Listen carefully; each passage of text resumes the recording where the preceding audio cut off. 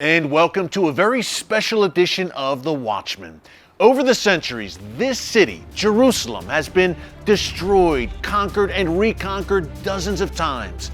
What was true 3,000 years ago is still true today. Whether it's Hamas, Hezbollah, Iran, or ISIS, Israel has no shortage of enemies on every border. And yet, the Jewish state continues to not only survive, but thrive.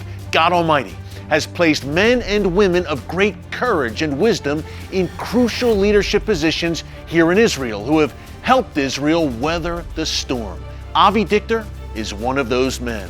He was the leader of Israel's Shin Bet security service during the Second Intifada, when a horrific wave of suicide bombings by Hamas and other terrorist groups left hundreds of Israelis dead. Today, Dichter is a member of the Israeli Knesset and chairman of the Foreign Affairs and Defense Committee. From threats within to threats without, Avi Dichter has seen it all. Take a look. Well, Minister Dichter, thank you so much for joining us here on The Watchman on this beautiful set in San Antonio. Thank you very much also for inviting me here. You know, Minister, it bothers me, it amuses me, I have to say, to see the world oftentimes lay the conflict in the Middle East at the feet of Israel. We saw this UN resolution recently calling half of Jerusalem illegally occupied by Israel. Can you talk about this concept where the world is blaming Israel for the problems in the Middle East? Yeah, it's a very good point, because up until, let's say, 6 years ago, when we used to be blamed for anything that happens in the Middle East, we said, all right, we know it's not true, but it was hard to fight back.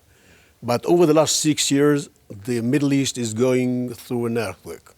It's a real earthquake. I don't know how much it's on the Richter scale, but it's definitely 9 on the Dichter scale. It's if you take Libya crashed, Egypt went through a revolution and then through a military coup when they kicked off the Muslim Brotherhood. It has nothing to do with Israeli-Palestinian conflict, nor Muammar Gaddafi in Libya. Yemen was conquered by Houthis, a proxy, Iranian proxy, a Shiite proxy, has nothing to do with Israeli-Palestinian conflict.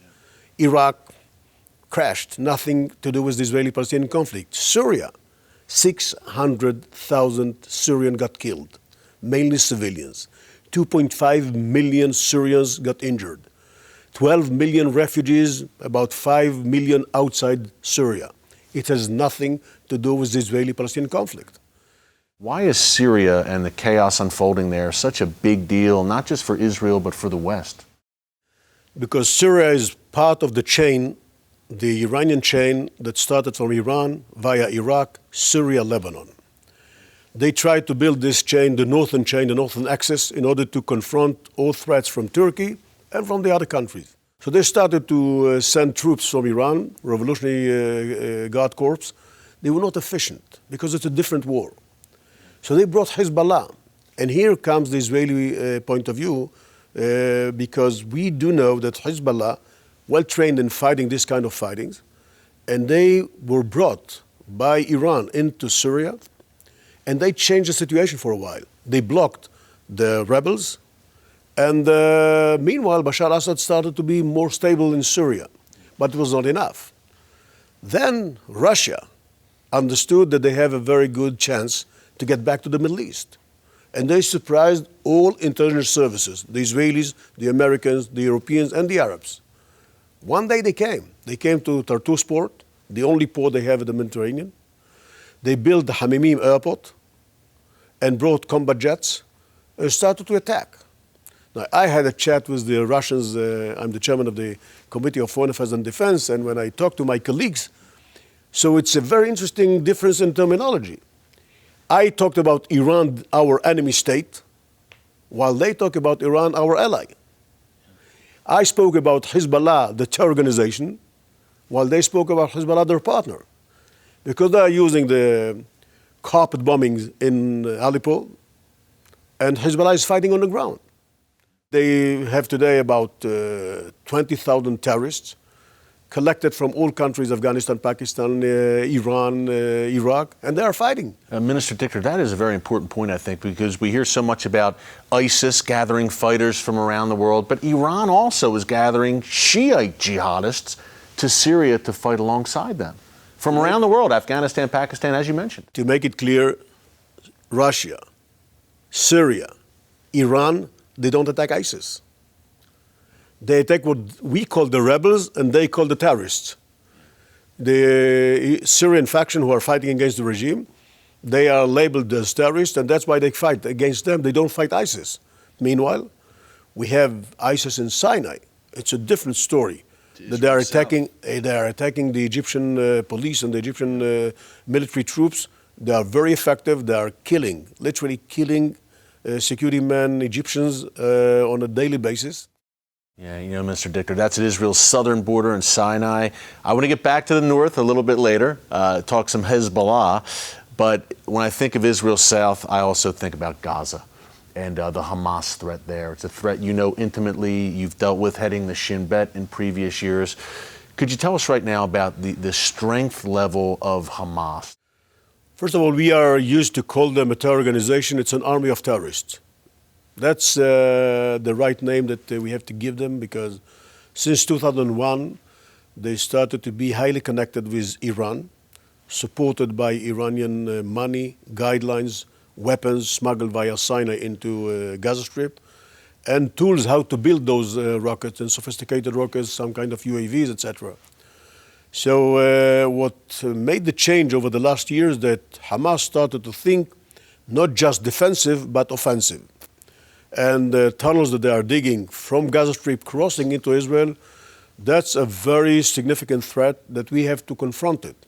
We're doing all efforts in order to make sure that those tunnels will be blocked, and hopefully we'll be able to locate them. It's a lot of tunnels. It's thousands of kilometers inside Gaza Strip. They have the logistic tunnels, they have the defensive tunnels, and they have the offensive tunnels. The offensive are aiming to enable troops from Gaza, from Hamas, to penetrate Israel and to take a military post or a Jewish settlement, and to kill people, to take hostages, to bring them back to Gaza Strip, and to show a kind of a victory. But I'm telling you, in my eyes, it will take time, not too long, when we'll have the capabilities to make sure that those tunnels will become the biggest cemetery for Hamas terrorists. It's amazing, the tunnel phenomenon. I mean, Hamas was utilizing suicide bombings during the Second Intifada, which you helped defeat. Then the rockets and missiles, and now the tunnels. It seems that they are always adapting to terrible new means of terror. One of those means, Minister, is the car rammings that we see. You know, it's interesting. We've seen these truck rammings in Nice, France, in Berlin, Germany, and we've seen them in Israel. It seems like every new terror tactic is tried, unfortunately, first in Israel. Tell us about this new phase of this terror campaign against Israel.